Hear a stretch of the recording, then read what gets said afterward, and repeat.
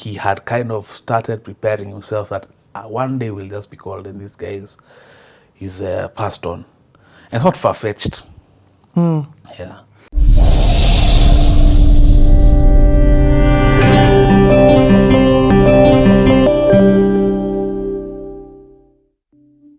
Pole, we stopped there a bit, battery mishap. Yeah. So, okay. Juba. I think we had reached a point where I've explained how things were going well, and now at some point, festive, Christmas time comes, and we travel back for Christmas, and I get unceremonially removed from some WhatsApp group for Jobo, and pretty much I'm tracked. And the issue, that kind of work, you don't necessarily have a contract at the ironclad that now you can take these guys to. When you're our building in the Kenyan context, you're lucky if you even get that per diem, because a lot of guys would be willing to do that for half or maybe even nothing, because the aim is to get to a certain number of hours that now allows you to pivot to the airlines, the bigger airlines. What does it take to get to the bigger airlines? Work experience? Hours. Hours, huh? Hours. And not just flight school hours. The flight school hours is 250. So double that. You have to have some chops in the commercial environment, not just the school environment. Yeah. Okay. So many people are willing. Okay, right now there's a renaissance happening in aviation. There's so much. Post-COVID, guys are traveling more than ever. So jobs are more than ever. But there's a time where there was a glut of pilots compared to the available jobs. So it brought the market down, especially if you're inexperienced. The options are very few. So that per diem, someone would take it for less. So anyway, for reasons, my own suspicions were that specific guy, my boss, because it was like almost a one-man show. He was the captain in charge of the operations of one aircraft in that company. I think he just didn't like my rapport with like ops guys. Maybe felt I was upstaging. I didn't have certain wisdoms of how you don't never outshine your boss, even if it comes to that's how you relate to the rest of the company, lest he feels like you're trying to usurp him or something. What? Corporate politics. Yeah, and I also got the job the same way. A previous guy was unceremonially removed, so now you're on the receiving end. I was on the receiving end. So life was on the up and up. All of a sudden, cut short in terms of now I don't have an income like that, and I think I hadn't saved much. So when I came back, I only had like 2 months or 3 months of survivability, and that shock of how I was chucked. Again, I know the audience are so tired of hearing me say I relapsed, but unfortunately, I relapsed, man, again. Wow. 2019, December. Yeah, just before COVID, which ended up being a lifesaver for me. Just hold on. You know, when you use the word relapse, it's like you went and you had a drink, and then once you had that one drink, it's like you enter stage 2. That's literally it. Stage 2 is even a nice way. I'd say stage 11. Like you start and you don't stop until some form of wheels have fallen off. Wow. So if you have chums, you run through it very fast.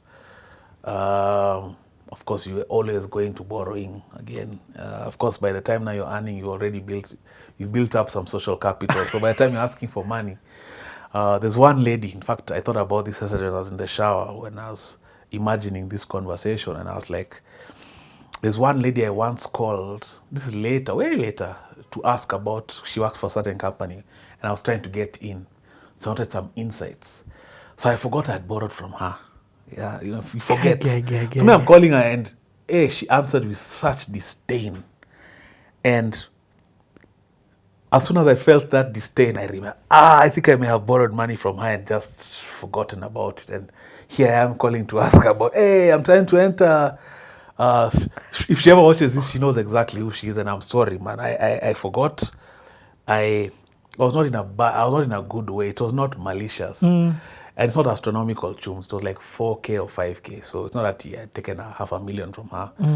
But I think just the nerve. You finesse me, borrow money, then out of the blue, you're calling me to help you get in.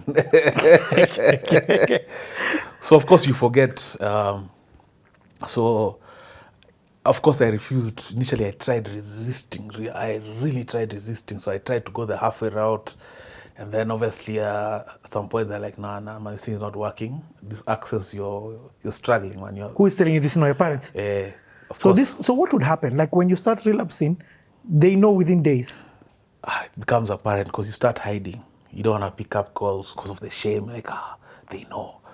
Everyone knows. I've let everyone down again.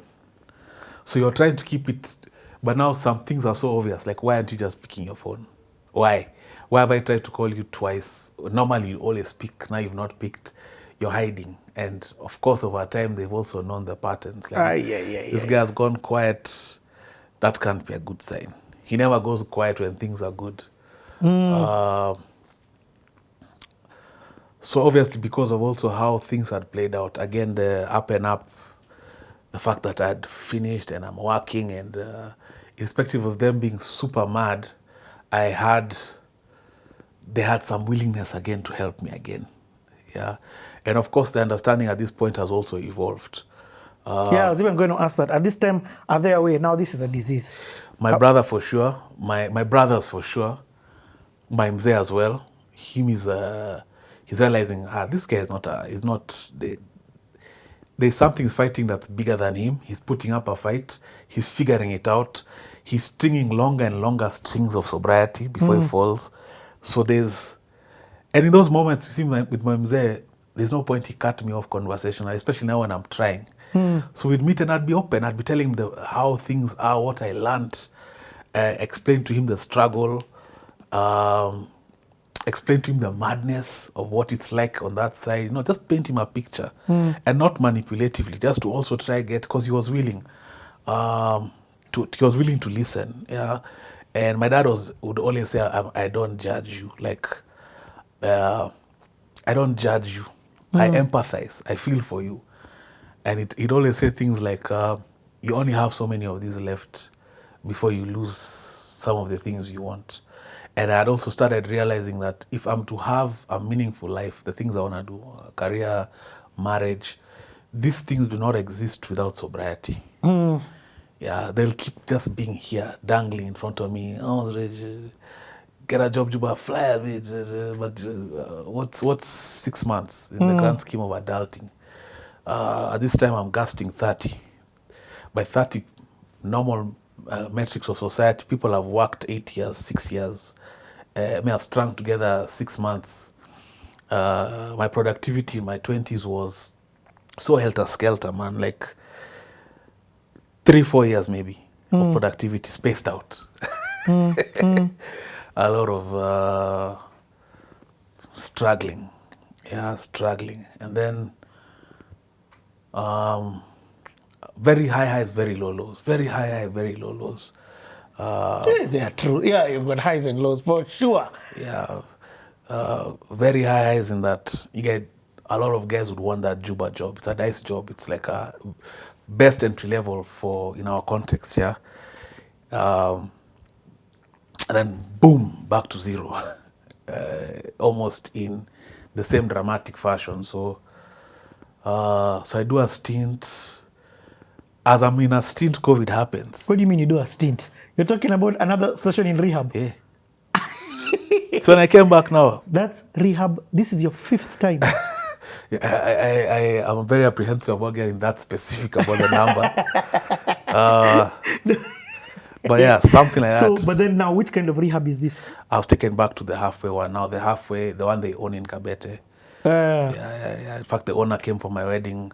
We built a rapport because at some point, by the time you're a repeat offender, they stop the marketing thing with you on there. So on the lowdown, you're keeping it real with each other. You're telling your boss, bro, you sober, bana. Outside the biashara thing we're doing here with your folks, where bana, clean up, bana. You have too much potential. This is why you're making mistakes. Like now that specific guy is called Tony. He's also in recovery, but he's like 20 years. So we're keeping it real. He's telling me, I can see this is where you're at. Don't let life has ebbs and flows. So what if you lost your job? So what? Yeah, now he started inculcating that thing. And that's why off camera I was telling you, right now it doesn't matter what happens. If Gaza was to happen in Kenya, that's not an excuse for me to now go and say, oh, things are so bad. Or there's no reason good enough for me to drink. Even high highs. For example, if you're called even if I have a B reflect in my account, it's not reason enough because I'll die. That it'll be the same thing that will finish me. Okay. So just getting to that point of understanding that it's not a high thing or a low thing, and life.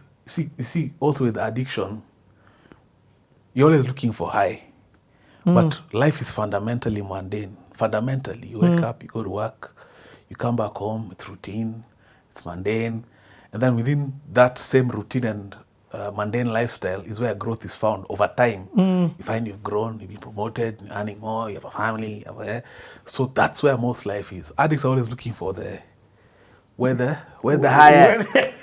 So you Where the wanna high at? so you wanna be high even in the most. That's why it reaches a point you'll be high in a kaluska chom in town on a random Wednesday morning. At this time, had you experienced that? At any time, had you now... Before that... Aside Langata, had you now hit that low where you're... Yeah, of course I had my... Whenever I relapse, whenever I talk about a relapse, it's not a day. It's not a day. It's a season. It's a season. It's a season. And in this season, it's not that you're drinking in Roka. I'm perambulating this Nairobi. Like, town quickly becomes my playground. Like, strangers... I would look at a kiosk with a jabba leaf and I'm just like, I love that vibe. I want to go sit on that plastic stool. I like that random reggae playing. There's like a... Bro, you went from rock to reggae. You just want to see. Yeah. You just want to see. There's like a struggle. Rock to reggae. There's like a struggle you start.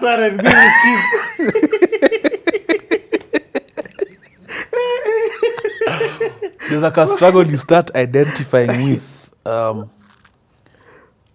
You want to feel downtrodden because you feel that's who you are. Yeah, so you'll go to a Java base, but you're the eloquent guy at the Java base. You're the one with who can chambua this newspaper for guys. Yes. Yeah? And it gives you some version of you feel like you're being shown up because your real peers are doing real things. You want to come and now lord over guys who are... You're buying a guy Jabba and you feel like, hey, I bought this guy Jabba. You know? So it's just a very broken self-esteem. Yeah, so when I say relapse, just for the viewer, that came with a lot of action. And movies, like just, man. It is, relapse is the beginning of the downfall. And then you start... That I'm hearing for you always ends up in rehab. Yes, precisely. And when you relapse at some point, now when you're in your later stages of addiction, you start teleporting. Like you come to, and I'm in Esther's house. You can't remember, hey, when did we come? And guys are telling you, guys, Jana, we were here, we were there. You're in an active blackout. Like you're so boozed, you're formatted, but you're still functioning. Guys are saying, so yeah, guys will even tell you, guys, you are telling us stories, but like, yeah, I can't remember you that well. You know, DNA came here to give his CTA. In fact, sat exactly where you're sitting. And one of the things that he said is like, you know, some of these stories, I don't even know them. Because me, I was always high. Because I was asking, okay, what's feedback that you've been given by people after they watched your CTA? And one of the things he said is like, Yanni, guys are telling me the other side of the story. Because me, I'm so high at this time, there are gaps. I know we went for this bash, but I don't remember that we, you know, because I've come up, the way same you're saying, 2 days later. That's the same for you. You keep coming to, like you're conscious, hey, where we are, I'm out, hey, whose roof is this? I can't remember. You're waking up, hey, where did I blink? Where is this? You see a familiar face, hey, what happened? Hey, Jana, hey. So a lot of that. And it's hard liquor, you're not doing beers? Beers are too expensive, man. Oh. Yeah. Me, at some point, I take beers now to maintain the wastedness. So that I'm not drinking, but I'm not, because it would reach a point I'd be so plastered, I swear one more shot and I'm done. If I was to pour one more shot of hard liquor inside my body, I KO. So just to expound about the relapses, I don't want people to think it's a day. And in the midst of all that, of course, people are trying to find you. People are hearing this. We saw this guy here. We saw this guy there. So, of course, it's hell for your loved ones. Addiction is it's a treacherous journey, man. Like, for everyone involved, it's like your whole family is sick because of you and your sickness. But also, guys find ways to adapt within it. guys find ways to cope. Guys find ways. You'll find maybe your siblings got closer because of you. Because they're huddling together like you guys, bro, might go any moment now. You know. Yeah. Was that a thing? Yeah. Was that a thing that you were just waiting for that phone call that he's gone? Later, my brothers told me, yeah, at some point he was even ready. Like he had kind of started preparing himself that one day we'll just be called, and this guy is passed on. And it's not far fetched. Yeah. All this time you haven't gotten yourself a car. I've had a car, but it was a half arrangement. My mom said, hooked me up, yeah. Yes. But at some point that car was packed. Yeah. Why? How you can't run once you've relapsed. How long will you be able to keep fueling a car? Fender benders. At some point, my car was literally parked somewhere in Parkland, just parked, unable to move because fender bender. I don't have gas money. I think maybe I didn't even have insurance. Yeah. And it's safer parked. Lest you kill someone. Yeah. Hey, dude, when I hear you speak, it's like you're speaking about a different human being. Like I can't see that when I see you. And you're one of many. My former employer used to say that because I opened up to them. They were very open-minded. Yeah, they were not a typical employer who would judge you. So, and they had a brother who was going through the same. In fact, I helped them take their brother to rehab through my story. Yeah, the Kiambu one. And, so. You come back, you're in rehab, 2019. Yeah. December. COVID happens. Just at the cusp of COVID, I was inside.